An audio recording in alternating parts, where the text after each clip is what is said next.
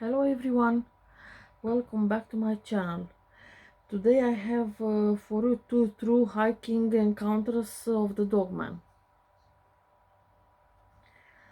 My roommate and I, when I was hiking in North Carolina, the Triple Falls Trail, it's almost 2.5 miles long.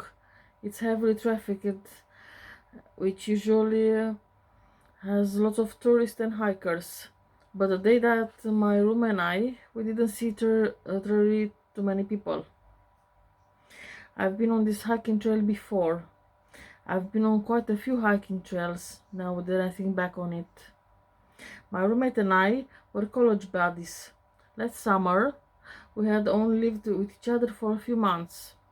We decided we were always together after school and after work anyway, so we can save some money and to rent an apartment together. So we did, and we are still roommates to this day. Now it's 2020. It was a hot and humid day, partly cloudy skies with a slight cool breeze. I carried a little survival backpack with me, as I usually do, regardless how long the trail was.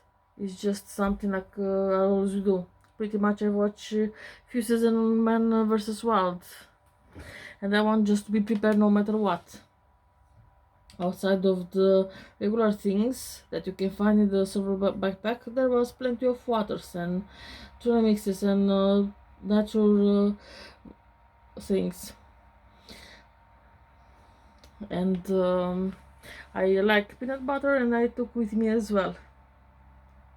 So I get there about 8:30, 8:45 in the morning. It wasn't quite hot yet. But if you're from the south and you know how the humidity is out here, it's nothing like Florida, but still pretty brutal. It's better to go hiking early in the morning before it gets too incredibly hot. If you can try to do it after noon, because it's very hot, and it's until 4 p.m. it's very hot. So depends where you're hiking. Every state is different. I remember parking the car, and we first started on the trail was just few other cars on the lot nearby us. So was some other people as well beside us on this trail, which is very common. I was actually expecting to see way more vehicles, but for some particular reason in that morning didn't seem very packed. The trail is not a very difficult trail. I'm not saying I'm very experienced by not at all, but it's not a trail for average ages.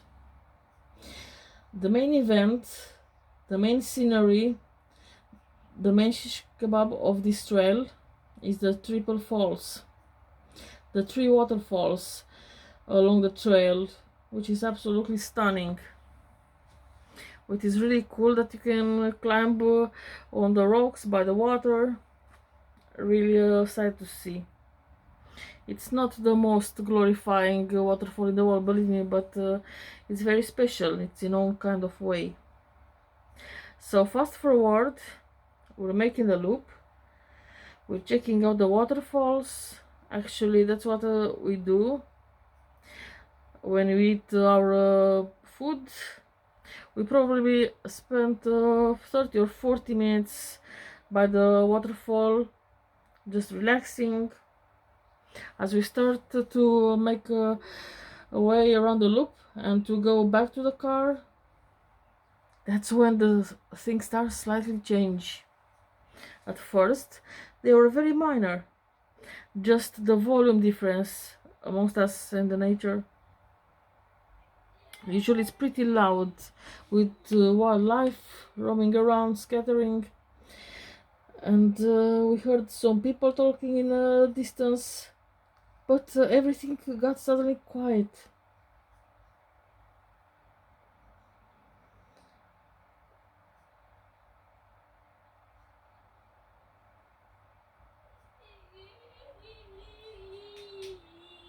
When we heard the growl, we heard another growl and another one.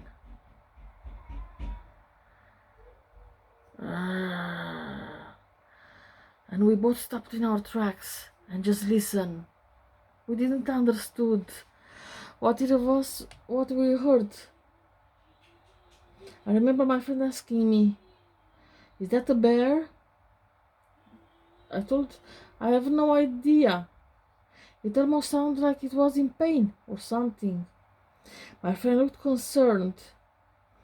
Now we're both animal lovers, but he is really a very, very animal lover.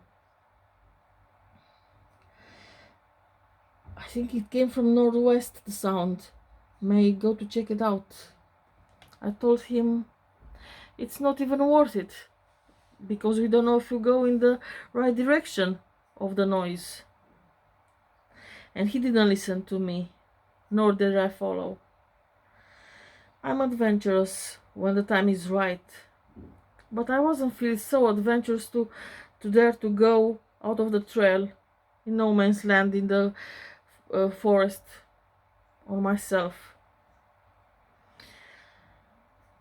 I'm only 5'7" and about 200 pounds. My roommate, on the other hand, is 6'2" and about 220. So he's taller and definitely better shape than I am. My friend's a big dude, and he's been in plenty of scrapes today. So I wasn't terribly concerned about his safety, nor mine. I just don't want to go off track to get lost or something. So I stayed on the trail. I found a nearby rock and I just sat on it and played on my phone. Even though I had no service, I was just looking around at old photos or stuff like that. A few minutes had gone by. Now mind you, we're only probably a quarter of a mile far away from our car. And we still tried to figure out what he heard. That's when I heard a commotion somewhere in the distance. That's when I heard my friend screaming. But that wasn't all what I heard.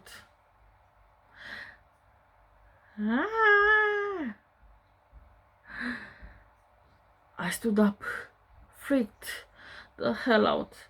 Moments later, I heard the brushing noises or something running fast in my direction. It was my friend. He was scared out of his life. I could see in his facial expression, and his shoulder was bleeding. He was screaming and screaming and telling me to run. He didn't even bother to stop, and he just ran and grabbed me and forced me to run. I was confused and terrified in the same time, but I wouldn't ask questions now. Later, we ran. That whole quarter mile as quick as we could. Eventually we got back to the car, got inside, starting up the engine, and we got out of there. He wouldn't speak for so long time, almost the whole trip back to the house. I tried to get him to go to the hospital, but he just refused. He told me to go home. Take me home now. He was just shaking all over. I never seen him such a scared. But eventually we got home. He cleaned himself up, and we ended up needed stitches. After all, we've been to the ER. I don't know what he told the doctors, but what he told me when he got home that late evening was unbelievable.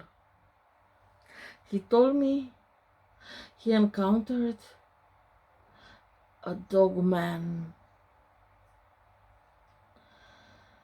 and for him that was a changing life experience.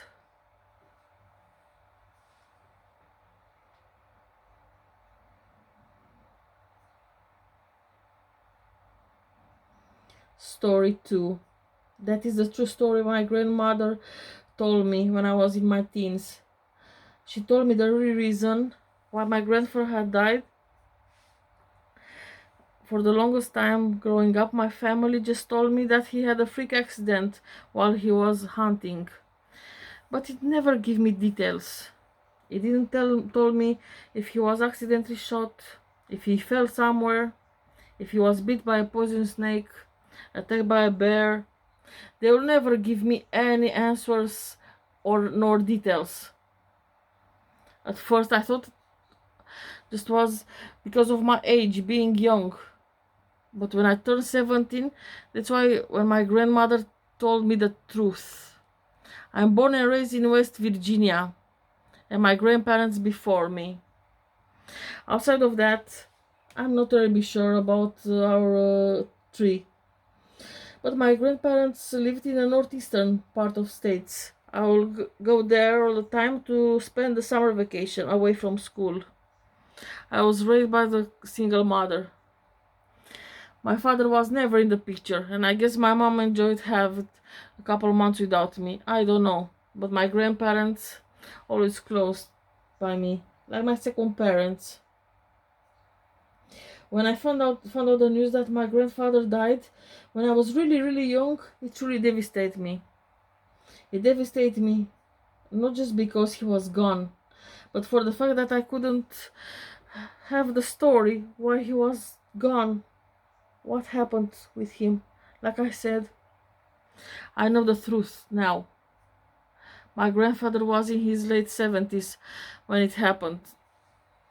Anything could happen, right? That's what I was all the time telling myself.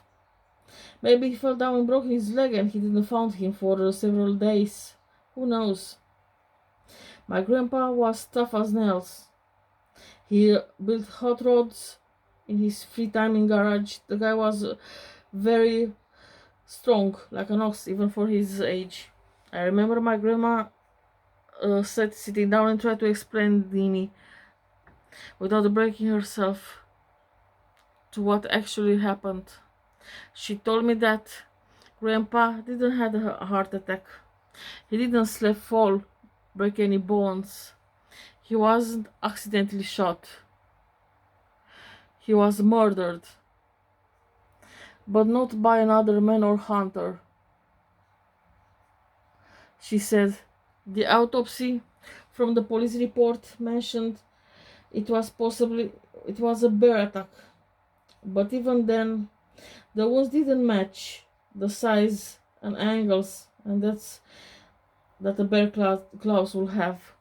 And they checked all different types of the bears in that area.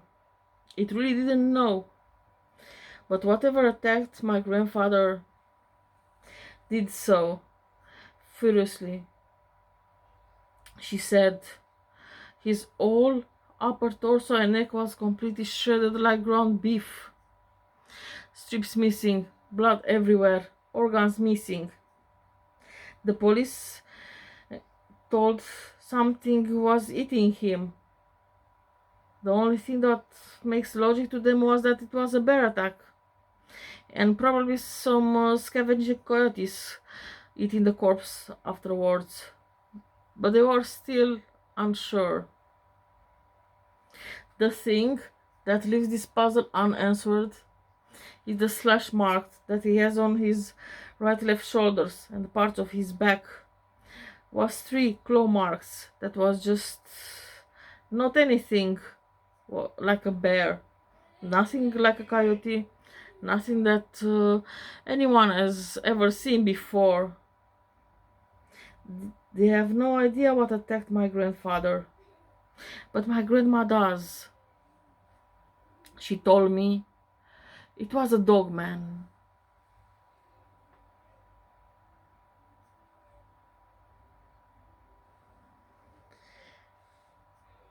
Wow, I hope you guys enjoy these real stories of encounters of a dogman. Very spooky and very horror. Thank you very much for listening, and please subscribe to my channel for more videos.